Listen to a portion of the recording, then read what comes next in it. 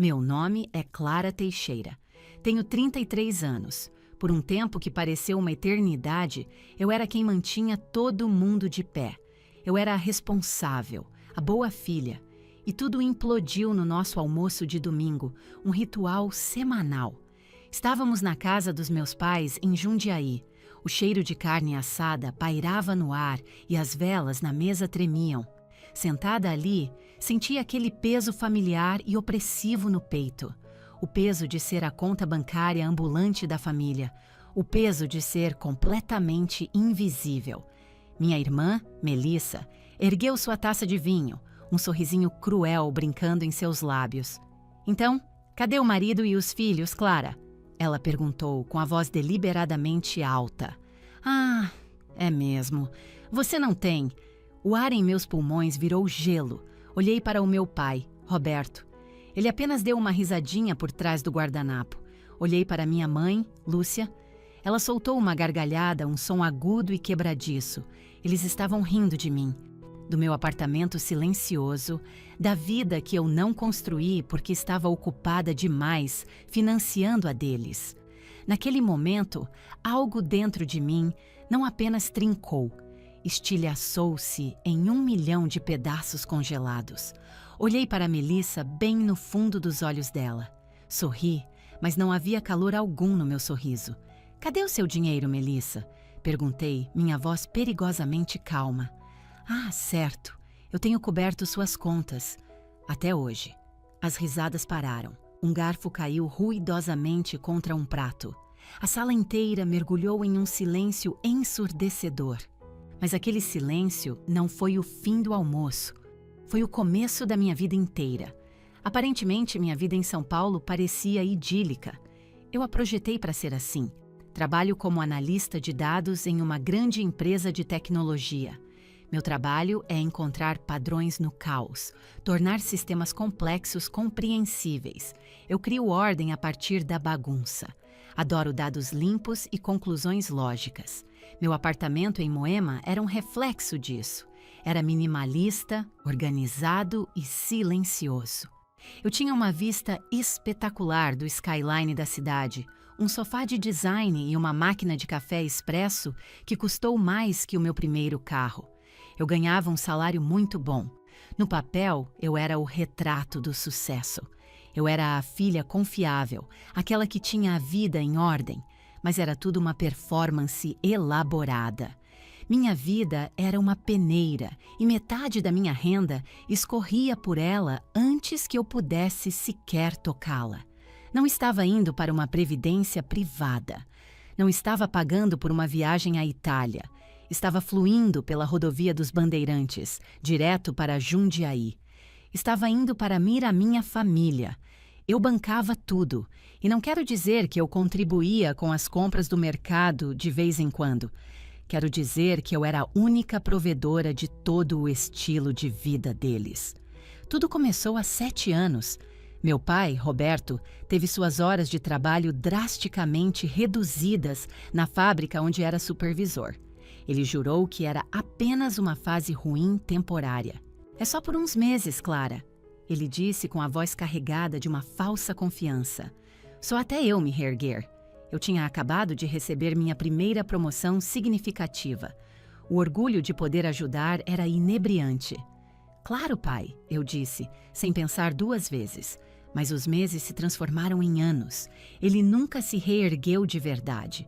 Então minha mãe, Lúcia, começou suas ligações. "Clara, querida," ela arrulhava, com a voz doce como açúcar. "A conta de luz este mês veio astronômica. Você poderia nos ajudar só desta vez?" Aquela única vez se tornou um evento recorrente. Depois veio a dívida do cartão de crédito. O encanamento principal estourou, meu pai relatava, parecendo derrotado. "Tivemos que colocar o conserto no Visa. Eu sabia que eles não podiam pagar. Então, eu paguei. Mas nunca era apenas sobre emergências. Era sobre tudo. Eram as caixas de assinatura de produtos de beleza mensais da Lúcia.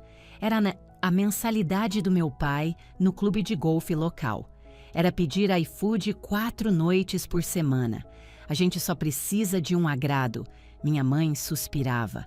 Foi uma semana tão difícil. Eu pagava pelos agrados deles, eu pagava pelos hobbies deles, eu pagava pelo conforto deles. E ainda tinha a Melissa. Melissa era a artista. Essa era a narrativa da família. Eu era a inteligente. E a inteligente deveria financiar a artista. Melissa não tinha um emprego de verdade. Ela tinha projetos criativos. Seu projeto principal era um negócio de cerâmica, uma loja online que vendia peças artesanais. Eu sabia tudo sobre isso porque eu tinha pago pelo desenvolvimento do site. Eu pagava pelas taxas de hospedagem, eu também pagava por seus materiais. Claro, encontrei um fornecedor incrível para um esmalte especial. Ela me mandava por mensagem. Só preciso de R$ 2.500 para fazer um pedido grande. Te pago de volta assim que essa leva a vender. Prometo. Ela nunca me pagou de volta. As tigelas e canecas tortas ficavam acumulando poeira no quarto dela, que era, claro, ainda na casa dos nossos pais. A casa cujo financiamento eu estava pagando. Ela precisava de um notebook novo para seu trabalho de design. Eu comprei. Ela precisava de uma câmera profissional para fotografar sua cerâmica. Eu paguei. Ela precisava ir a uma feira de artesanato em Campos do Jordão para fazer contatos. Eu cobri suas despesas de hotel e viagem. Era exploração de manual, mas eles embrulhavam tudo sob o disfarce da gratidão. O que faríamos sem você, Clá? Minha mãe dizia, dando um tapinha na minha mão com um olhar de pena. Você é nosso anjo da guarda. Você é uma boa filha, meu pai acrescentava com um aceno solene. A única em quem podemos realmente confiar. A versão de gratidão da Melissa era uma mensagem que dizia apenas: o seguro do carro vence sexta.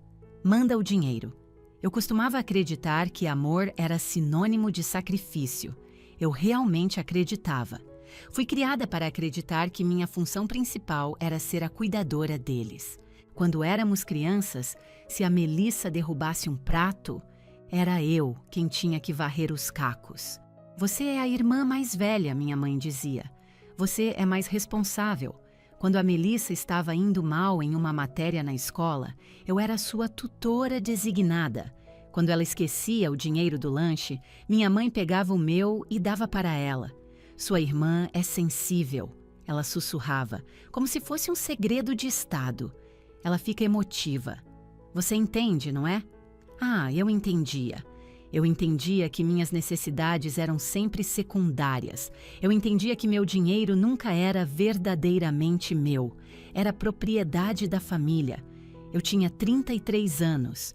Tinha uma ótima carreira. Tinha um apartamento lindo e estéril. E não tinha absolutamente nada para mostrar por isso. Nenhuma economia digna de nota. Nenhuma reserva para a aposentadoria. Eu dirigia um sedã de 8 anos. Não tirava férias de verdade há 5 anos. Eu recusava convites para almoçar dos meus próprios amigos em São Paulo porque não conseguia justificar o gasto. Eu mentia e dizia que estava atolada de trabalho ou em uma nova dieta. A vergonha era grande demais para admitir a verdade. Eu tinha vergonha demais de dizer: não posso pagar por um brunch de R$ 100 porque minha irmã de 27 anos precisa de dinheiro para seu negócio falido de cerâmica. E meus pais parecem não conseguir comprar a própria comida. A solidão era esmagadora. Eu sentava no meu apartamento deslumbrante e silencioso, olhando para o aplicativo do meu banco, vendo o dinheiro escoar. Transferência para Roberto, pagamento da fatura do Itaú, Pix para Melissa, pagamento para a imobiliária de Jundiaí. Era uma hemorragia financeira lenta e constante. Eu era o segredinho sujo da família. Eu era o motor que alimentava a máquina quebrada deles. E minha recompensa? As migalhas deles, suas palavras ocas de agradecimento. E no almoço, o escárnio deles. Aquele almoço. Aquela risada da minha mãe. Não foi apenas uma risada, foi o som de um contrato silencioso sendo rasgado em pedaços. Foi a maneira deles de me dizer que todo o meu sacrifício era uma piada. Eu paguei pela comida que eles estavam comendo. Eu paguei pelo vinho que a Melissa estava bebericando com arrogância. Eu paguei pelo teto sobre suas cabeças. E eles riram de mim. Riram porque eu não tinha um marido. Riram porque eu não tinha filhos. Eles eram cegos para a realidade gritante. Eu não tinha marido ou filhos, porque estava ocupada demais, sendo uma esposa para meu pai e uma mãe para minha irmã e minha mãe. Eu era a chefe da casa deles. Eu era a provedora deles. Não havia espaço na minha vida para mais ninguém. Eu tinha dado cada centímetro vago dela para eles, e eles acharam isso hilário. Sentada ali, tive uma revelação. Eu não os amava. Talvez nunca os tenha amado de verdade. Eu era simplesmente responsável por eles. E percebi, enquanto a risada da Melissa se desvanecia, que tudo isso era apenas uma transação. Eu lhes dava meu dinheiro. Eles não me davam nada em troca, nem mesmo um pingo de respeito. Eu era uma boa filha, eu era uma boa irmã, eu era uma tola completa. Olhei para minha renda, meu orçamento e os anos que joguei fora. Eu vinha dando e dando e dando, despejando minha vida em seus copos perpetuamente vazios. E eles apenas os estendiam, exigindo mais. Não era ajuda, era roubo. E enquanto eu estava sentada ali, no rescaldo da minha resposta fria, o silêncio que encheu a sala era sufocante. Era o som da torneira financeira sendo fechada com força. Era o som de todo o mundo deles sendo tirado do eixo. Eu tinha sido a base deles, e essa base acabara de desenvolver uma rachadura fatal. Eu era a doadora, e eu tinha parado de doar. Empurrei minha cadeira para trás e me levantei. Ninguém se moveu. Minha mãe, Lúcia, apenas me encarava, a boca ligeiramente aberta, a risada desaparecida de seus olhos. Meu pai, Roberto, examinava seu prato como se ele contivesse os segredos do universo. Ele parecia frágil. Melissa, no entanto, parecia absolutamente lívida. O sorriso presunçoso havia desaparecido, substituído por uma fúria tensa e de lábios brancos. Estou indo embora, anunciei para a sala silenciosa. Não esperei por uma resposta. Fui até a porta da frente, peguei meu casaco e chaves e saí. Entrei no meu carro com as mãos trêmulas. Mas não era de medo ou mesmo de tristeza. Era adrenalina. Era uma sensação fria, nítida e esclarecedora. Dei a partida no motor e me afastei da casa. Não olhei no retrovisor nem uma vez. O trajeto de Jundiaí para São Paulo pela rodovia dos Bandeirantes pode levar menos de 1 hora em uma noite boa. Estava escuro. Uma garoa fina havia começado e os limpadores de para-brisa batiam um ritmo constante e hipnótico. Swish thump, swish thump. Eu não chorei. Achei que choraria. Esperava um colapso total, uma parada desesperada no acostamento, cega pelas lágrimas. Mas eu me sentia oca, a parte de mim que costumava se sentir culpada, que costumava chorar por eles, simplesmente se foi. Tinha sido cauterizada pela risada da minha mãe. Em vez disso, meu cérebro começou a calcular. Tornou-se uma máquina fria e impiedosamente eficiente. O financiamento, R$ 7.000 por mês, por 7 anos. Isso são 84 meses. A matemática se encaixou na minha cabeça. R$ 588 mil. Um nó se formou no meu estômago. Eu tinha pago R$ 588 mil por uma casa que nem estava no meu nome. 2. Os cartões de crédito. Eram 2. O do Itaú e o do Santander. Eu pagava a fatura inteira todo mês. O saldo geralmente girava em torno de R$ 5.000, às vezes mais. Vamos fazer uma média de R$ 5.000 por mês nos últimos 5 anos.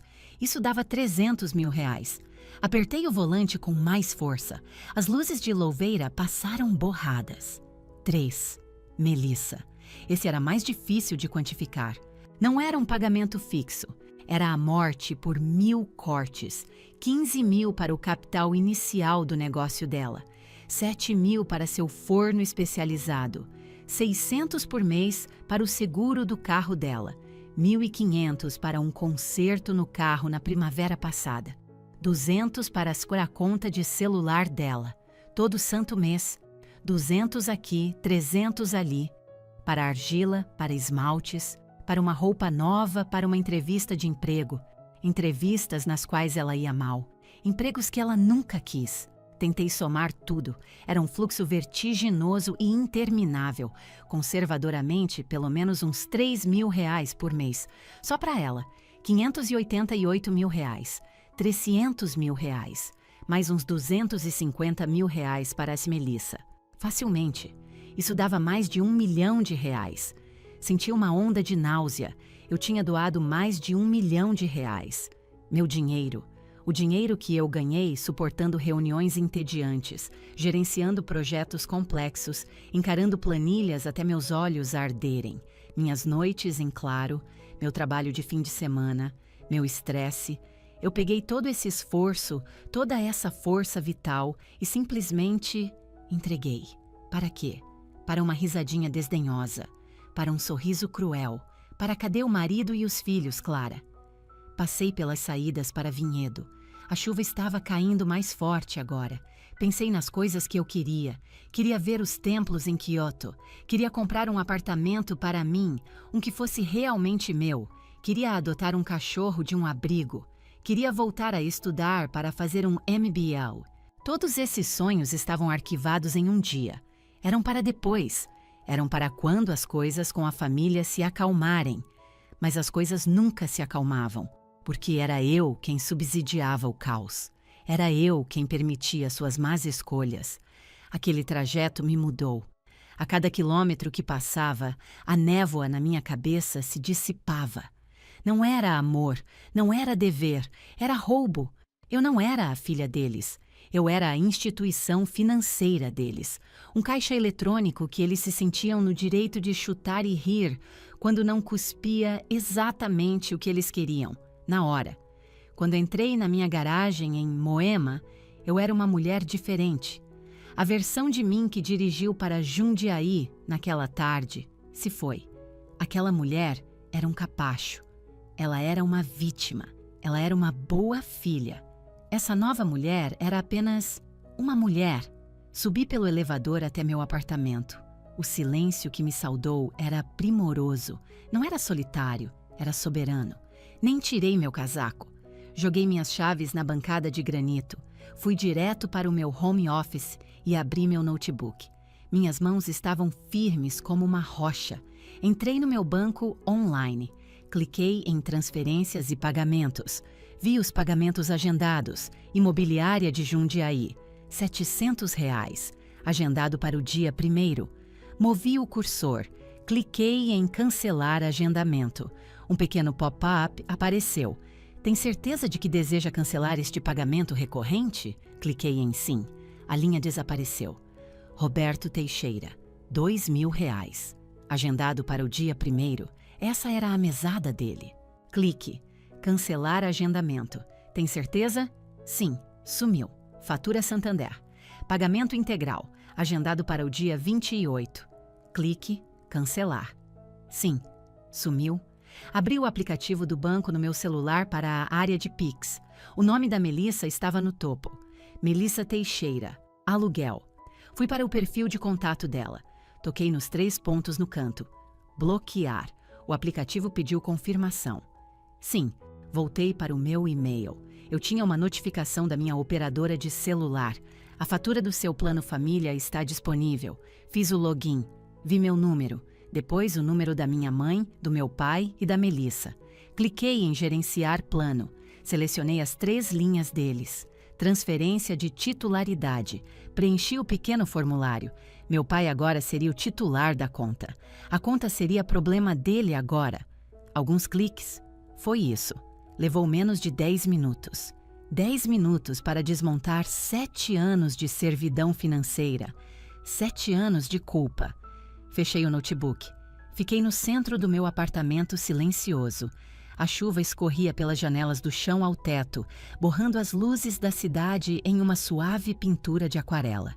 E então, eu fiz algo que não fazia há muito, muito tempo. Eu expirei.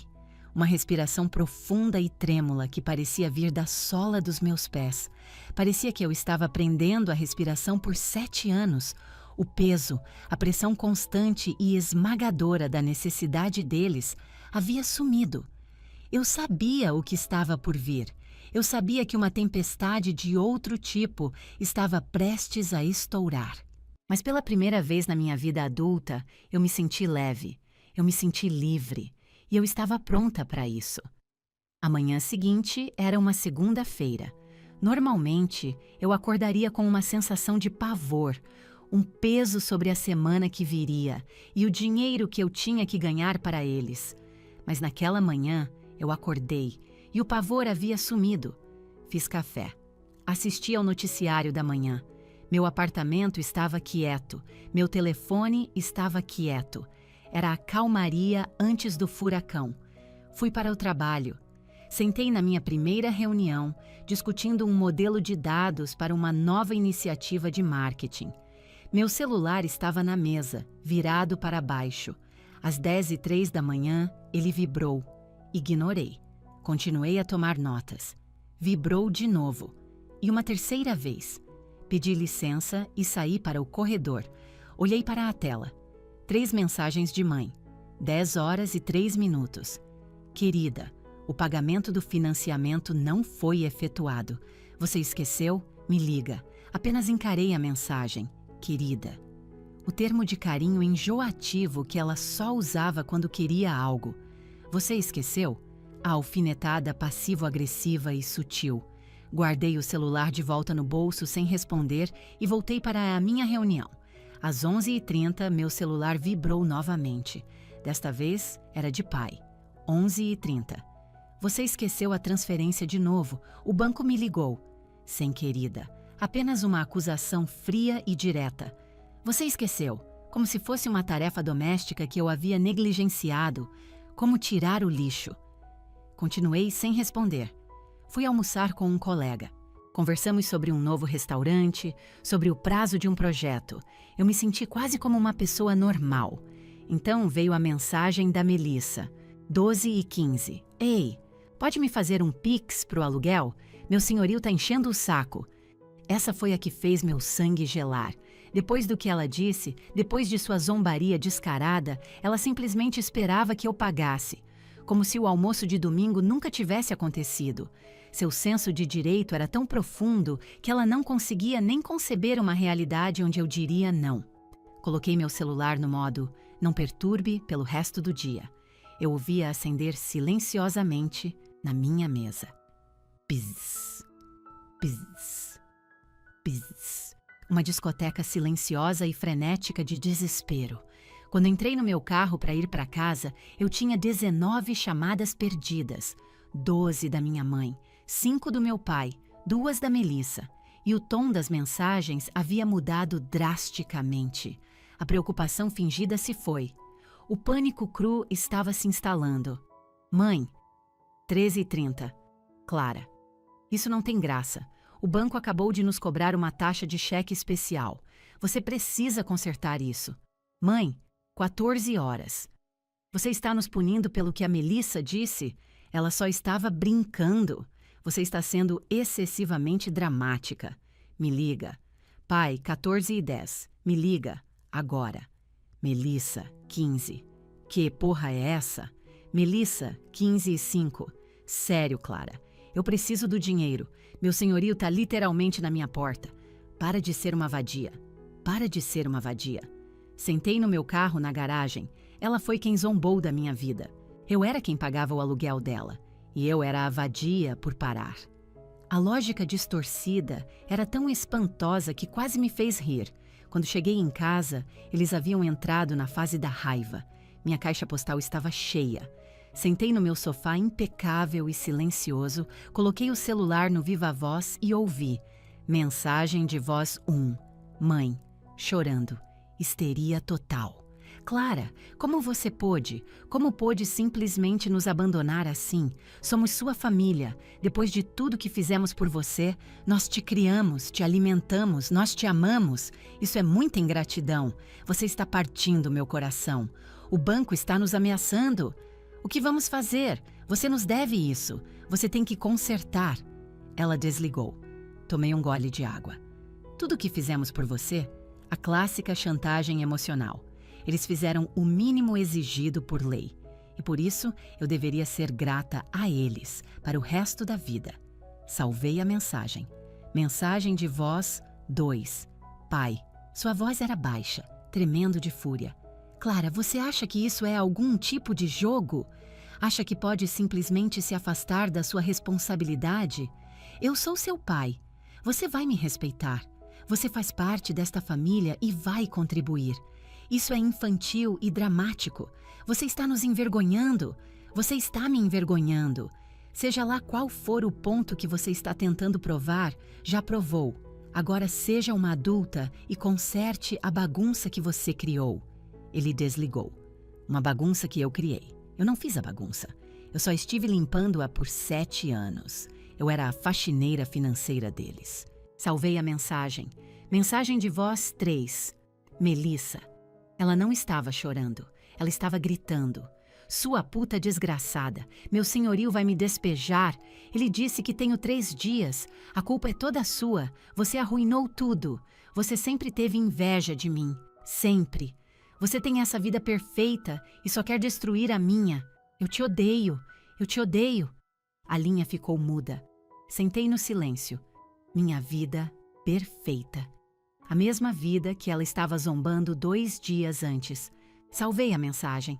As ligações e mensagens continuaram por mais 3 dias. Um ataque implacável de culpa e raiva. Você está arruinando nossas vidas. Você é tão egoísta. Você vai se arrepender quando estivermos na rua.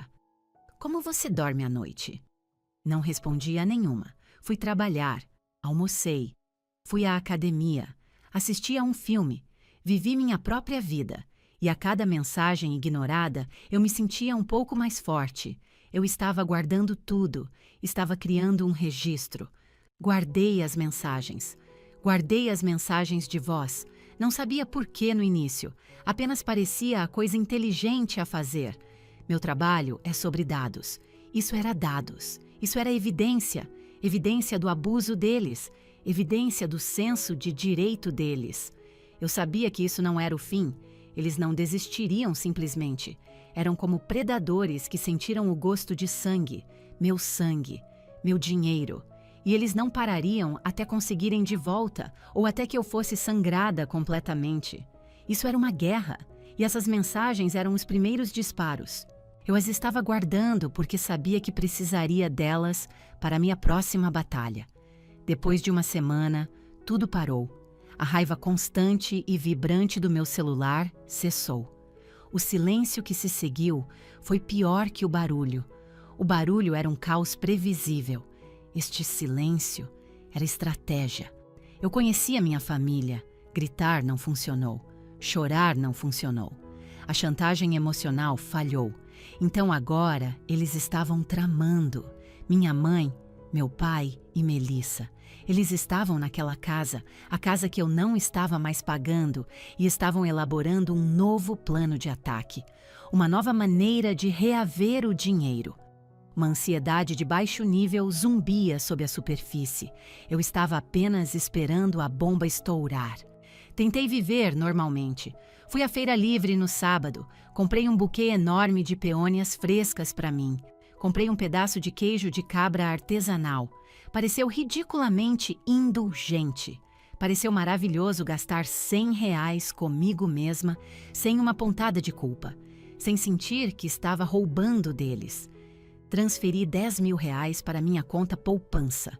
Foi a primeira vez que fiz isso em... Eu nem conseguia me lembrar há quanto tempo. O número na conta realmente subiu. Não desceu. Senti uma pequena e feroz centelha de alegria. Eu estava voltando para o meu carro, com as flores na mão, quando meu celular vibrou. Fazia 4 dias desde a última mensagem. Olhei para a tela. Era meu pai. Meu coração não disparou, apenas gelou. A mensagem tinha 5 palavras. Pai, 11h02. Venha para casa no domingo. Precisamos conversar. Fiquei olhando para aquilo. Não, oi, Clara. Não, como você está? Não podemos conversar, por favor? Era uma ordem. Venha para casa. Como se eu fosse uma adolescente desobediente sendo convocada para a diretoria. Precisamos conversar. O nós majestático. Significava que eles haviam se reunido. Eles tinham um plano. Eram uma frente unida. e esperavam que eu simplesmente aparecesse e obedecesse.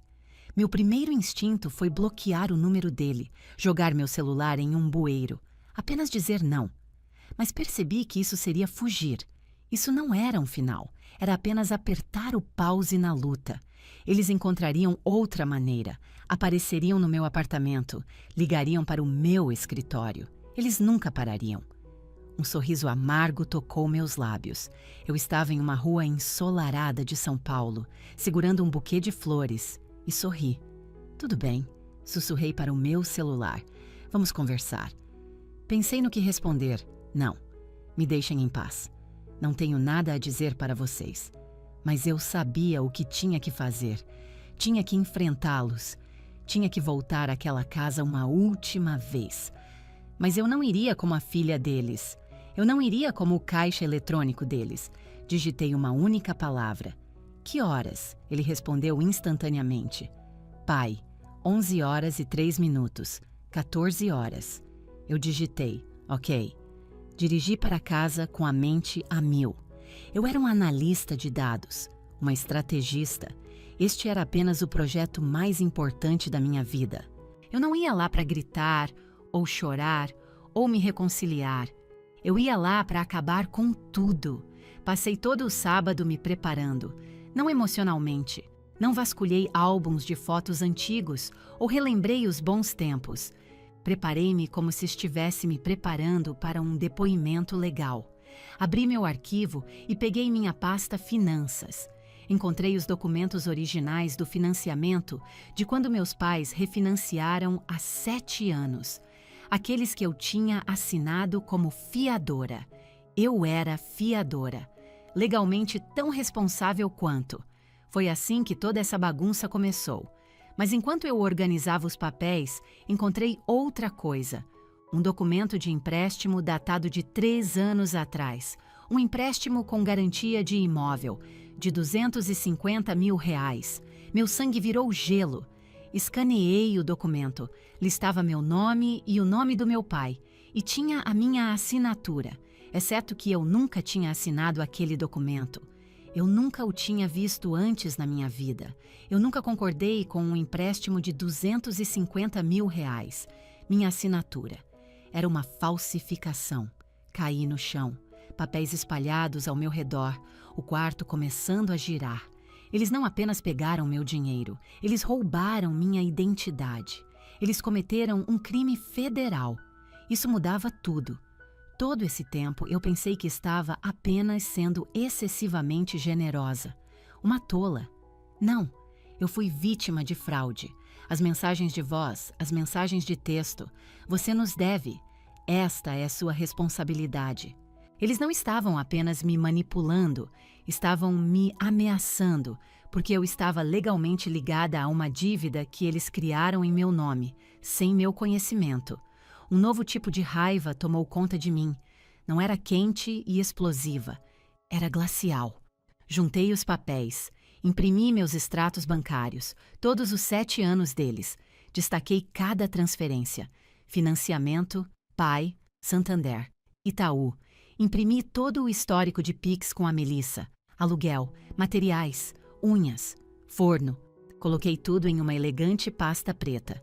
Isso não era uma conversa de família. Isso era uma negociação legal. Eu não estava indo como a filha que eles podiam culpar. Eu não estava indo como a irmã que eles podiam zombar. Eu estava indo como a mulher que tinha os comprovantes. Eu estava indo como a mulher que finalmente parou de sangrar por eles. E eu estava indo como a mulher que estava totalmente preparada para mandar o próprio pai para a prisão. Eu ia conversar e pela primeira vez na minha vida, eles iriam escutar. Domingo, 2 da tarde, passei a manhã no piloto automático. Fui para a academia e corri na esteira até minhas pernas arderem e meus pulmões doerem. Precisava da dor física para me distrair do nó frio de pavor no meu estômago. Depois fui para casa, tomei um banho e vesti uma calça jeans escura, um suéter preto simples e botas. Não estava me arrumando. Não era uma visita social. Coloquei a pasta preta na minha bolsa. Parecia tão pesada quanto um bloco de concreto. Fiz o trajeto para Jundiaí. Desta vez, não estava triste ou com raiva. Estava intensamente focada. O céu estava de um cinza plano e frio. Estacionei na rua, a uma quadra da casa. Não queria ficar presa. Subi o caminho de concreto familiar. A tinta do corrimão da varanda estava lascada e descascando. Lembrei-me de pagar a um pintor R$ 1.500 para refazê-lo 3 anos atrás. Eu ainda tinha uma chave, mas quando fui colocá-la na fechadura, parei. Não, eu não entraria por conta própria. Eu não fazia mais parte desta casa. Eu era uma visitante indesejada. Puxei minha mão de volta e toquei a campainha. Ouvi passos e a porta rangeu ao abrir. Era minha mãe, Lúcia. Ela usava um avental floral desbotado. Era óbvio que ela estivera chorando. Seus olhos estavam vermelhos e inchados. Quando me viu, seu rosto se desfez. Clara? Ela sussurrou como uma prece. Você veio! Ela estendeu os braços para um abraço, mas eu dei um passo deliberado para trás. Foi um movimento pequeno, mas foi um abismo. Seus braços caíram ao lado do corpo. Olá, mãe, eu disse, minha voz neutra. O calor que ela procurava desesperadamente não estava lá. Sua expressão endureceu ligeiramente. Bem, entre, disse ela secamente, virando-se e se afastando de mim. Estamos na sala de jantar. Entrei. A casa cheirava o mesmo de sempre, café velho e aqueles aromatizadores de tomada baratos com cheiro de rosas. O cheiro da minha infância, o cheiro da obrigação. Entrei na sala de jantar e era um quadro terrível e perfeitamente encenado.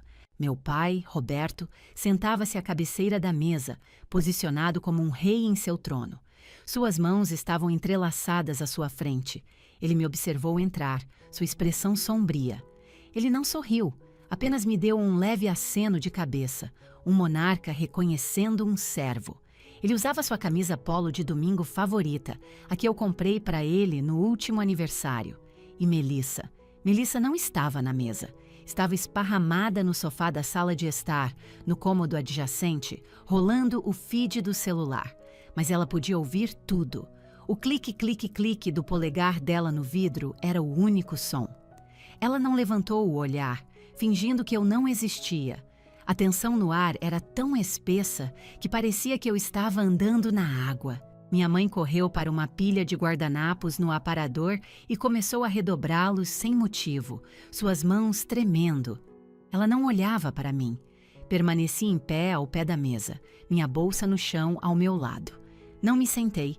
O silêncio se estendeu, alto e opressivo. Finalmente meu pai limpou a garganta.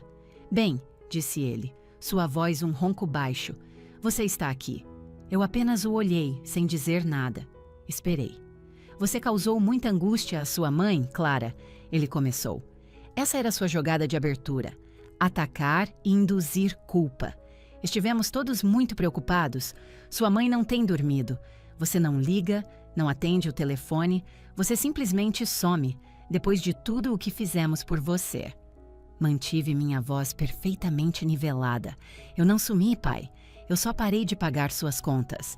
O rolar frenético de Melissa parou. Silêncio mortal. Minha mãe fez um pequeno som de dor. Clara, por favor. Ela sussurrou para seus guardanapos. Não seja assim.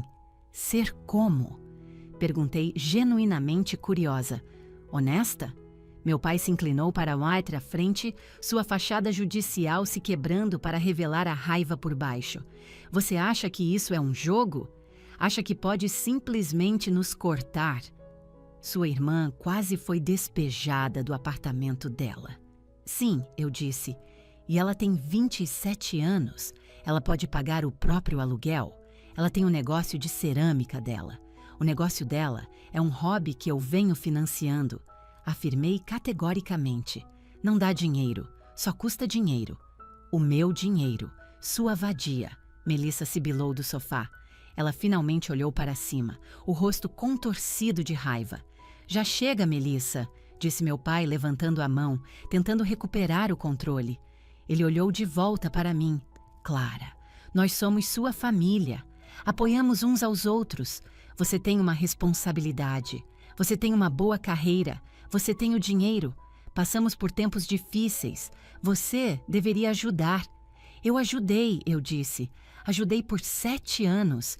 Isso não é mais ajuda, pai. É uma folha de pagamento. Sou eu bancando suas vidas enquanto vocês sentam e riem da minha.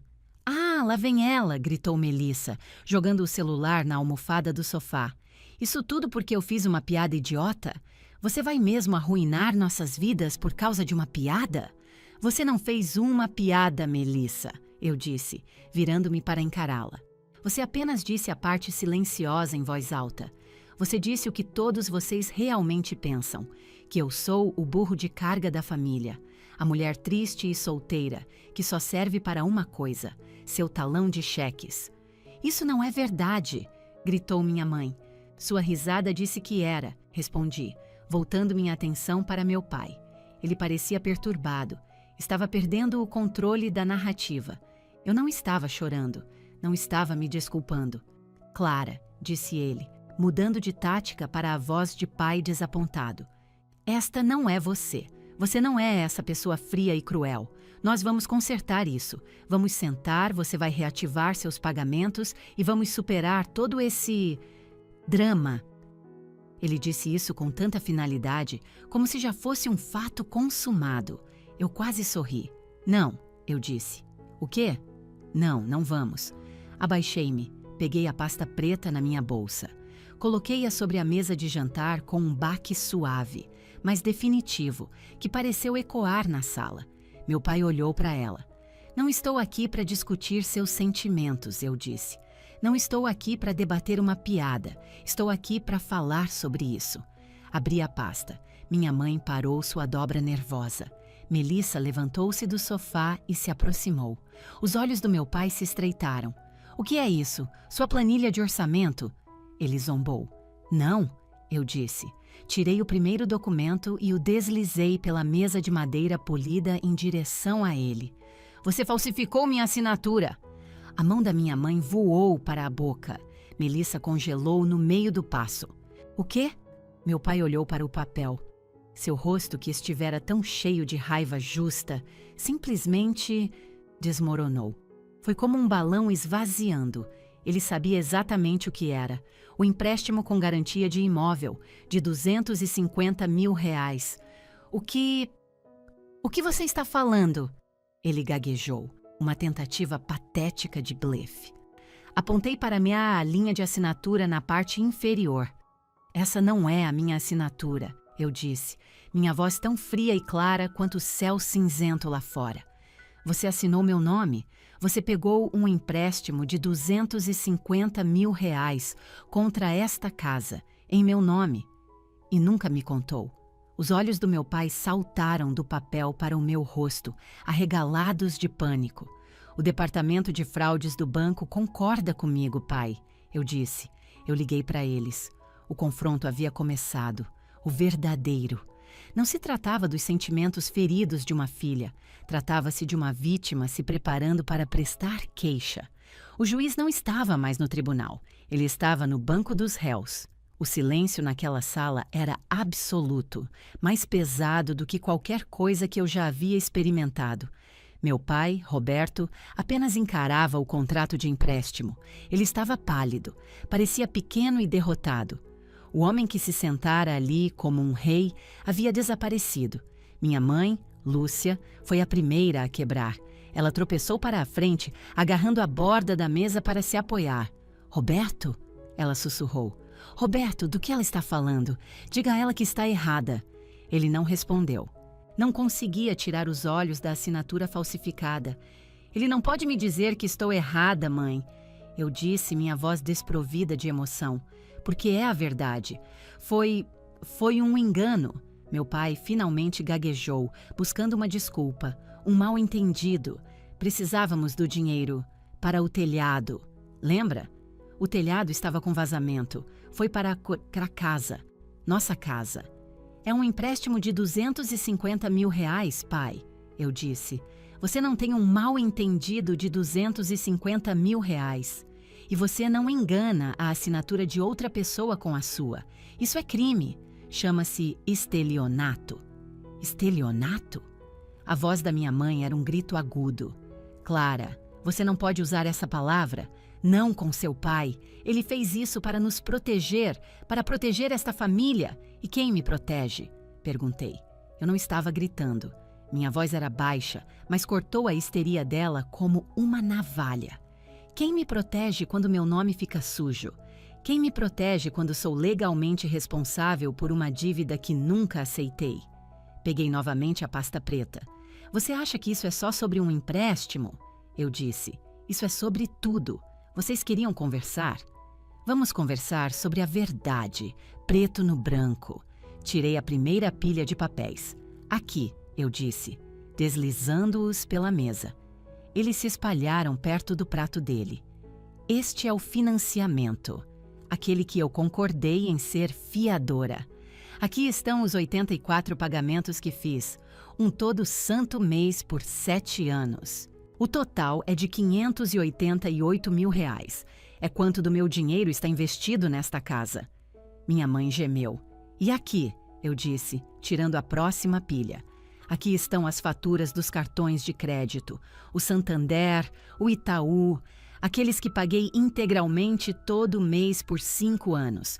Seus jogos de golfe, pai, suas caixas de assinatura, mãe, seus jantares intermináveis fora, suas compras de mercado, mais de R$300 mil. Meu pai se encolheu como se eu o tivesse atingido. Ele se recusou a olhar para os papéis. E Melissa, eu disse, virando-me para ela. Ela estava parada, congelada perto do sofá. Você quer falar sobre uma piadinha? Tirei o último arquivo, o histórico de Pix. Aqui está a sua vida, Melissa. Aqui eu paguei. Aluguel, seguro do carro, materiais para o forno, argila, café, jantar, mais de R$250 mil. Deixei os documentos ali. A mesa de jantar inteira estava coberta com a evidência da minha vida, a prova do roubo deles. Eu paguei, eu disse, minha voz baixa e firme, mais de R$1 milhão. Paguei por esta casa, paguei por seus carros, paguei por sua comida, paguei por seus hobbies, e em troca, vocês zombaram de mim e roubaram de mim. Minha mãe tremia incontrolavelmente. Ela desabou em uma cadeira. Você não pode fazer isso, ela sussurrou, o rosto pálido. Você não pode fazer isso com sua própria família. Olhei diretamente nos olhos dela. Vocês já fizeram, mãe. Vocês fizeram isso. Vocês fizeram isso no momento em que riram. Você está blefando! Melissa cuspiu de repente. Sua voz tremia, mas estava cheia de um ódio desesperado. Você só está tentando nos assustar. Você não ousaria. Você não faria isso. Você arruinaria o pai. Você arruinaria seus próprios pais. Encarei o olhar dela. Ela que me chamou de puta. Ela que exigiu dinheiro do aluguel horas depois de insultar toda a minha existência. Me teste, eu disse.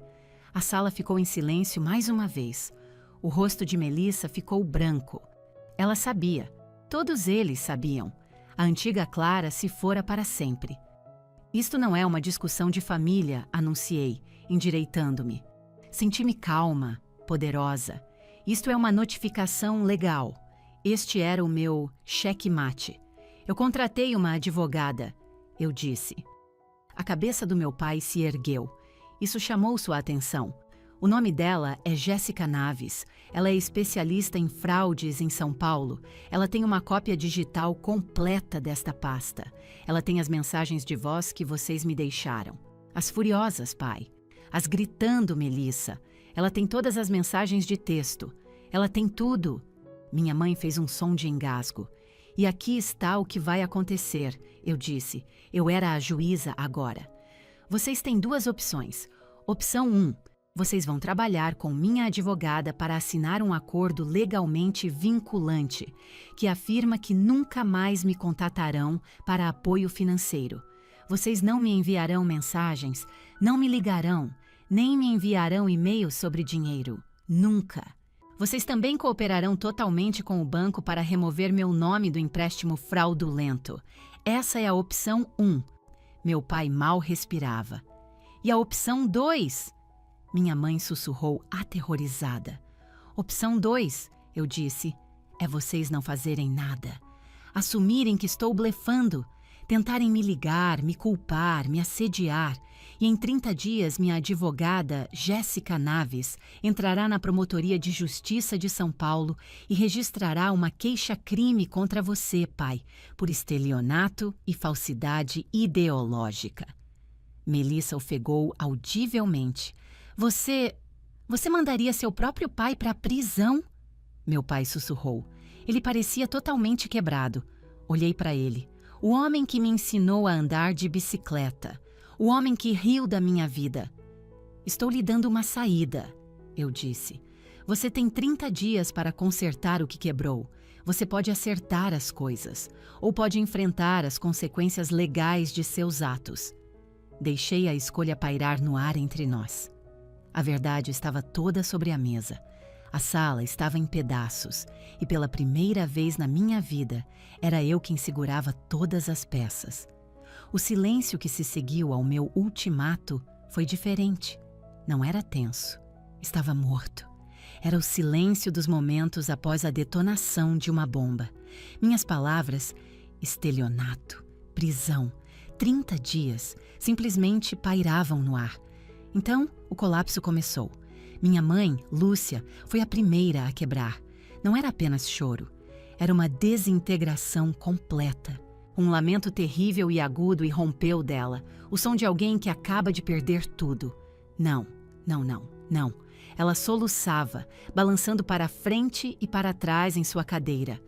Clara, por favor, minha filha. Você não pode. Ele é seu pai. Você não pode fazer isso. Isso é monstruoso. Ela enterrou o rosto nas mãos, os ombros tremendo violentamente. Roberto, faça alguma coisa! Diga a ela que você sente muito. Conserte isso.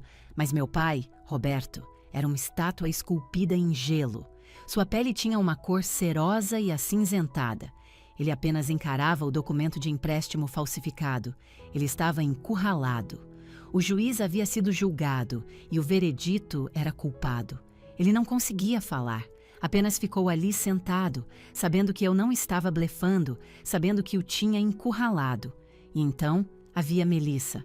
Ela olhou da forma soluçante de minha mãe para o rosto silencioso e pálido de meu pai. Eu podia ver os cálculos frenéticos acontecendo em seus olhos. Ela era um rato em um navio afundando, percebendo que seus pais eram impotentes, percebendo que o dinheiro tinha acabado de verdade.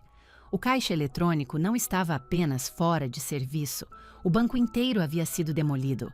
Seu terror não se transformou em tristeza. Acendeu-se em pura raiva. Seu rosto ficou de um vermelho profundo e manchado. Ela apontou um dedo trêmulo para mim. Você está nos destruindo, ela gritou, sua voz estridente e rachando. Você está destruindo essa família. Sua egoísta, monstra egoísta. Você vai jogar seu próprio pai na cadeia por causa de dinheiro. O som de sua voz vibrou pela casa. Eu nem sequer me mexi. Apenas olhei para ela. Eu não estou destruindo vocês, Melissa, eu disse. Minha voz estava calma. Estava tão calma. A única coisa calma na sala. Estou salvando a mim mesma. Deixei isso pairar no ar por um momento. Vocês todos estavam se afogando, eu disse, minha voz baixa, mas firme. Vocês estavam se afogando em dívidas e decisões ruins. E em vez de aprenderem a nadar, vocês simplesmente decidiram me puxar para baixo com vocês. Por 7 anos eu deixei. Agora estou soltando. Isso não é destruição, é sobrevivência. Você sempre se achou melhor que a gente, ela cuspiu, com seu emprego chique em São Paulo e seu apartamento perfeito. Você sempre nos menosprezou. Não, eu disse. Eu cuidei de vocês. Há uma diferença. Isso a silenciou. Voltei-me para a mesa. Lentamente comecei a juntar meus papéis. Não me apressei. O ruído dos documentos deslizando de volta para a pasta era o único som sob os soluços sufocados de minha mãe. Peguei o contrato de empréstimo, as faturas do cartão de crédito, o histórico do Pix. Cada página era um elo de uma corrente e eu os estava quebrando um por um. Fechei a pasta e a coloquei de volta na minha bolsa. Olhei para meu pai. Ele ainda não havia se movido. 30 dias, pai, eu disse. O relógio começa a contar agora. Jéssica Naves está esperando sua ligação. Ou a minha?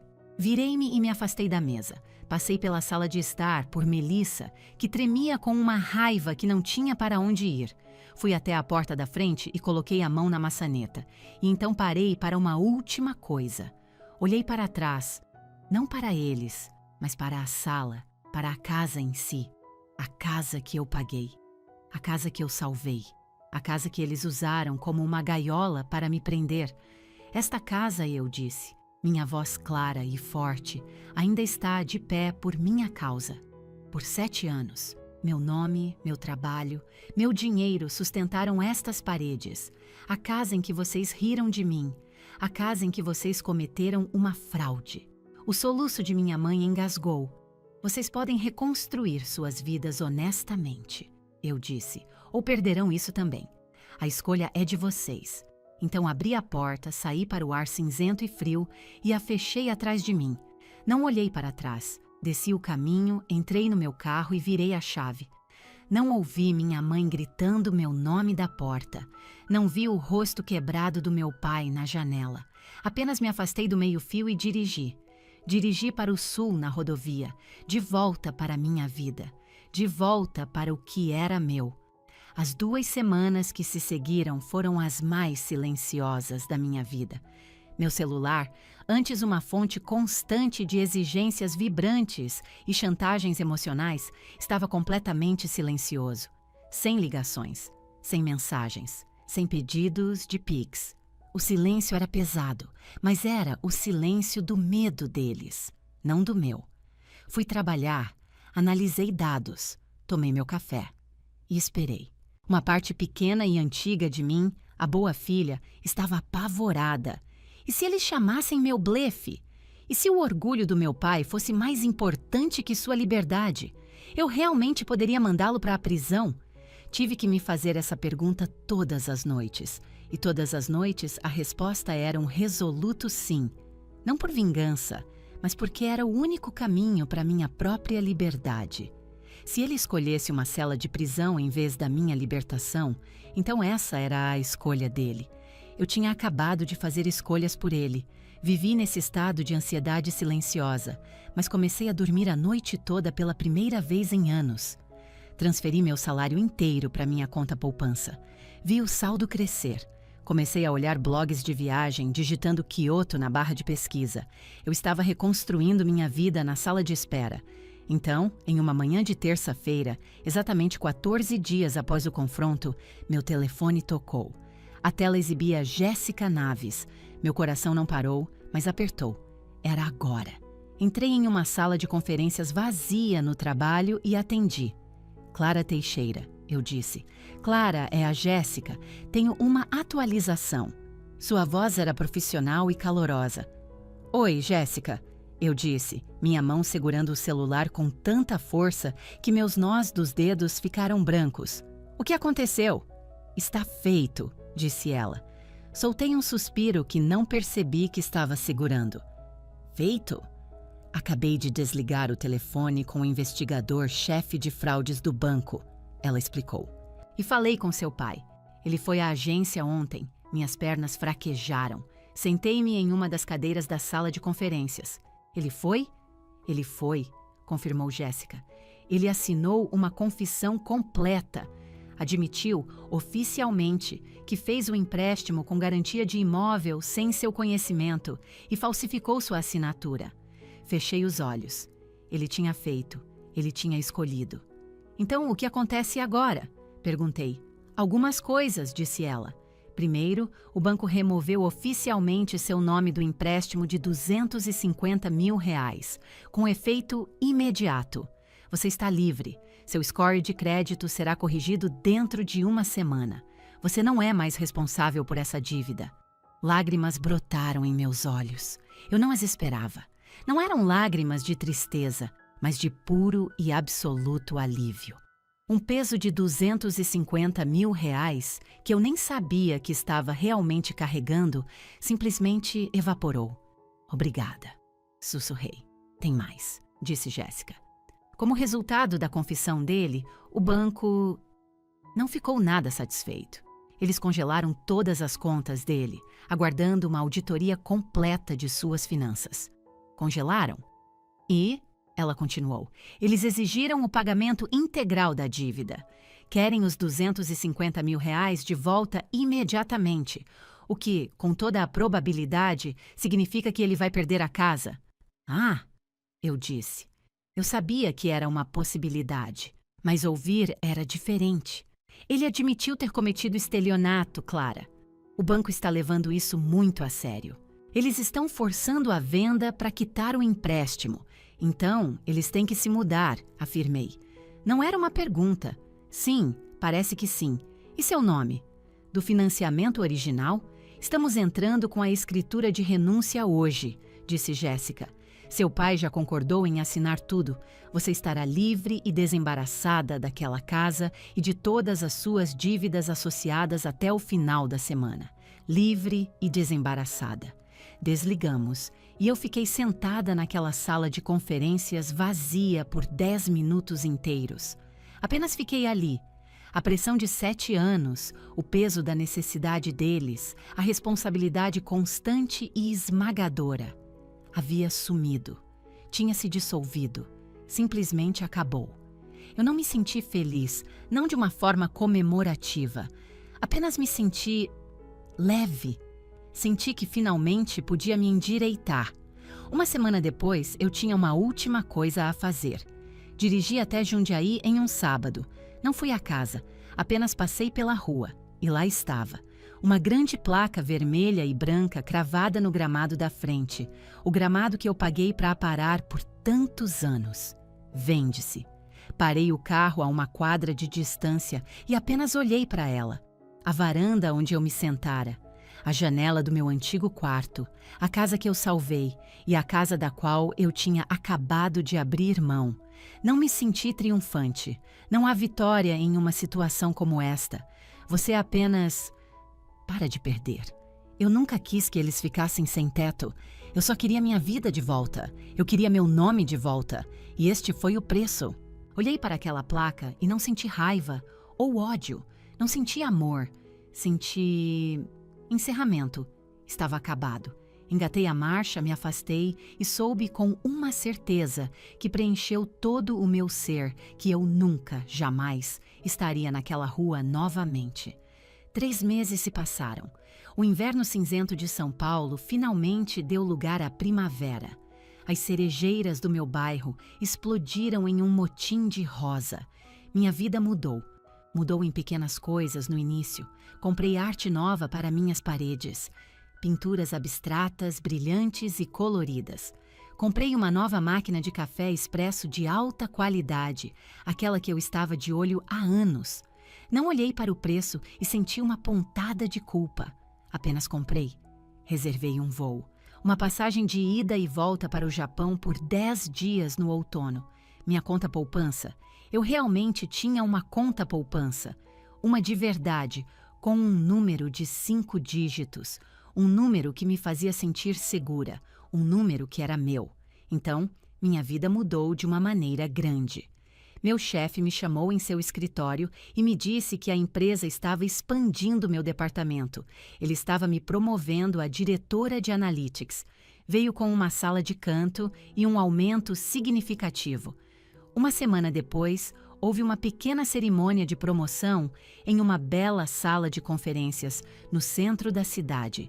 Havia champanhe e aperitivos chiques. Meu chefe fez um discurso sobre meu trabalho. Minha dedicação, meu olho para detalhes. Ele chamou meu nome. Nossa nova diretora, Clara Teixeira. Eu me levantei.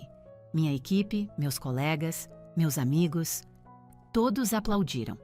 Fui até a frente, apertei a mão do meu chefe e aceitei o pequeno prêmio de vidro. Olhei para os rostos sorridentes. Meus amigos do trabalho estavam radiantes. Minha única boa amiga, Sara, que veio para me apoiar, fez um sinal de positivo e havia uma cadeira vazia perto do fundo. Eu não os convidei. Minha família. Não foi um ato de vingança ou punição. O pensamento simplesmente nunca me ocorreu. Por que ocorreria?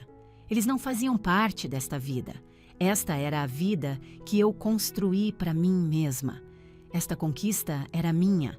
Eu a conquistei, não apenas através do meu trabalho, mas apesar de eles me puxarem para baixo. E enquanto eu estava ali, segurando meu prêmio, olhei para aquela cadeira vazia e não senti nada além de paz. Nenhuma perda, nenhuma tristeza. Apenas eu.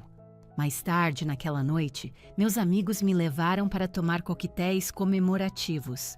Rimos. Conversamos sobre trabalho, sobre namoro, sobre coisas bobas e normais. Ninguém me pediu dinheiro. Ninguém insultou minhas escolhas de vida. Foi apenas normal, saudável. Quando cheguei em casa, estava sozinha no meu apartamento, mas não estava solitária. Tirei os saltos e coloquei meu prêmio na bancada da cozinha. Fui à minha adega. Eu estava guardando uma garrafa muito cara de Cabernet, esperando por uma ocasião especial. Decidi que era esta. Abri, servi uma taça e caminhei até minha grande janela. Meu apartamento tinha vista para a cidade inteira. As luzes de São Paulo brilhavam abaixo. Era lindo. Olhei para meu reflexo no vidro escuro. Uma mulher de 33 anos, uma diretora. Uma futura viajante do mundo. Ergui minha taça para ela, para mim, e sussurrei, apenas para mim mesma. Dizer não é crueldade, é amor próprio. Pensei sobre isso por um longo tempo. Durante anos, acreditei que não era uma palavra ruim, uma palavra egoísta. Pensei que dizer sim me tornava uma boa pessoa, uma boa filha, uma boa irmã. Mas sim, era o veneno que estava me matando lentamente. Eu estava morrendo por 1000 sims. Não foi o antídoto, foi amargo e difícil, mas salvou minha vida. Eu não disse não para eles. Eu disse sim para mim. Fiquei sabendo por um primo o que aconteceu. Eles venderam a casa. Depois de pagar o banco e outras dívidas, não sobrou muito. Eles se mudaram para um pequeno apartamento de 2 quartos do outro lado da cidade. Meu pai, Roberto, conseguiu um emprego em uma loja de materiais de construção, repondo prateleiras. Minha mãe, Lúcia, estava trabalhando como caixa em um supermercado. E Melissa? Melissa era garçonete em um restaurante de rede. Todos estavam trabalhando. Todos estavam pagando suas próprias contas. Não foi uma tragédia, foi apenas a vida. A vida que eles deveriam estar vivendo o tempo todo. Tomei um gole do meu vinho. Era rico e complexo. Olhei para o meu celular, silencioso na bancada. Chega de pedidos de transferência. Chega de notificações de Pix. Chega de mensagens de voz raivosas. Chega de culpa. Olhei de volta para as luzes da cidade. Todas pareciam promessas.